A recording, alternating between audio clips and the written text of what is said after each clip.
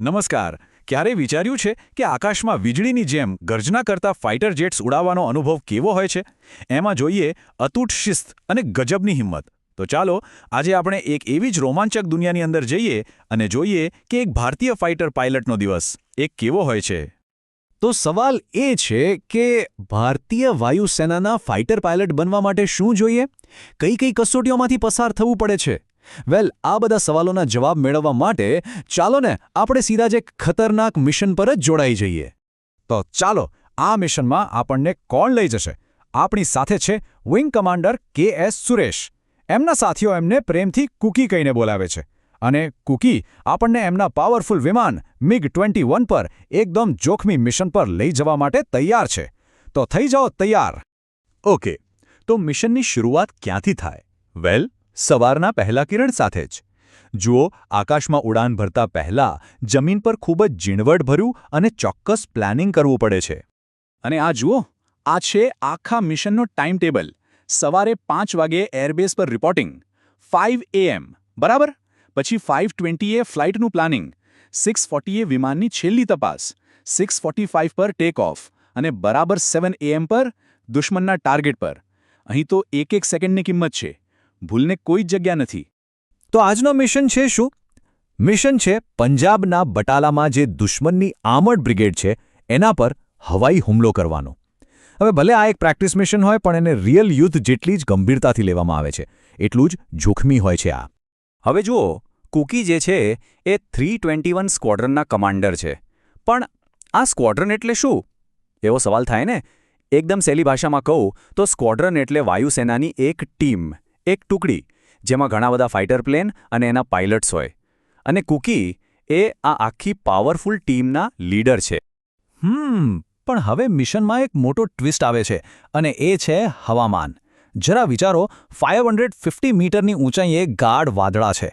Visibility એટલે કે જોવાની ક્ષમતા ફક્ત 5 કિલોમીટર્સ અને ઉપરથી 15 કિલોમીટર પર અવરની સ્પીડથી પવન પણ છે. આવી પરિસ્થિતિમાં કોઈ પણ પાયલટ માટે મિશન ડબલ મુશ્કેલ બની જાય, ખરું ને?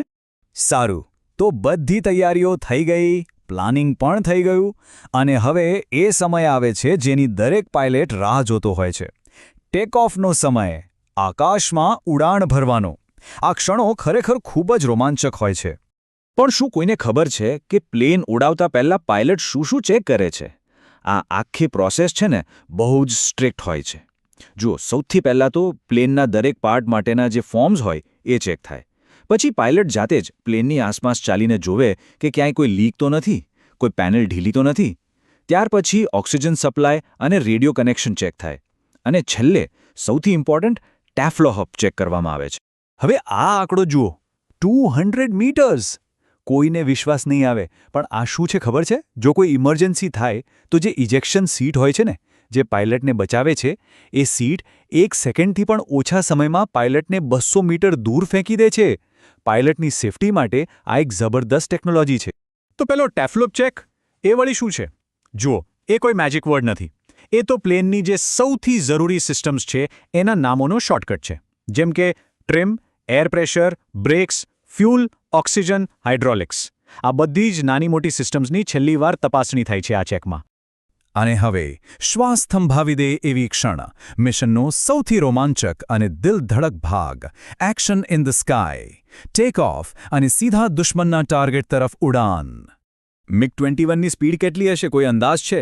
ટેક ઓફ વખતે જ સ્પીડ હોય છે 360 km/h અને આકાશમાં પહોંચ્યા પછી એ સ્પીડ વધીને થઈ જાય છે ઓલમોસ્ટ 950 km/h. Just imagine.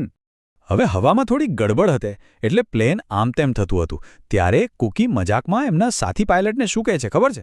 એ કહે છે, અહીં થોડું ઉછાળા જેવું છે, લાગે છે બોમ્બ નીચે જાય એ પહેલાં સવારનો નાસ્તો ઉપર આવી જશે. આ નાનકડી મજાક પરથી ખબર પડે કે આટલા બધા ટેન્શનમાં પણ પાયલટ્સ પોતાનું મનોબળ અને હસવાની વૃત્તિ કેવી રીતે જાળવી રાખે છે. અને ત્યાં જ અચાનક ટાર્ગેટ દેખાય છે. કુકીની બાજ જેવી નજર સીધી દુશ્મનની ટેન્ક પર પડે છે. બસ, હવે શ્વાસ રોકીને પૂરેપૂરું ફોકસ કરવાનો સમય છે. કુકી બટન પ્રેસ કરે છે અને ગણતરીની સેકન્ડમાં જ બોમ્બ સીધો ટાર્ગેટ પર. પહેલો ટાર્ગેટ ટેન્ક ખતમ. એ પછી એ લોકો એક પુલને પણ સફળતાપૂર્વક નિશાન બનાવે છે. અને યસ, મિશન સક્સેસફુલ. તો મિશન તો એકદમ સફળતાપૂર્વક પૂરું થઈ ગયું. પણ આ આખા રોમાંચક અનુભવમાંથી આપણે પાયલટના જીવન અને કેટલાક નવા અંગ્રેજી શબ્દો વિશે શું શીખ્યા? ચાલો ફટાફટ એના પર એક નજર કરી લઈએ. ઓકે, તો આ પાઠમાંથી કેટલાક નવા અંગ્રેજી શબ્દો શીખવા મળ્યા, બરાબર?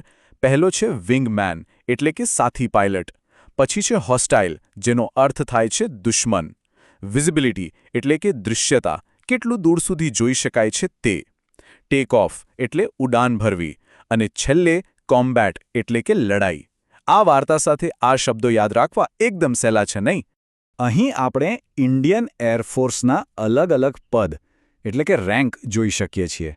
આ સફર ફ્લાઇંગ ઓફિસરથી શરૂ થાય છે અને વાયુસેનાના સૌથી ઊંચા પદ એર ચીફ માર્શલ સુધી જાય છે. દરેક પદ પોતે જ એક બહુ મોટી જવાબદારી અને ગૌરવની વાત છે. તો વિંગ કમાન્ડર કુકીના જીવનનો આ એક દિવસ જોયા પછી શું મનમાં એવો વિચાર આવે છે કે ભારતીય સશસ્ત્ર દળોમાં જોડાઈને દેશની સેવા કરવી જોઈએ? જો હા, તો કેમ? એની પાછળનું કારણ શું છે? આ સવાલ પર શાંતિથી વિચાર જરૂર કરજો. જય હિન્દ.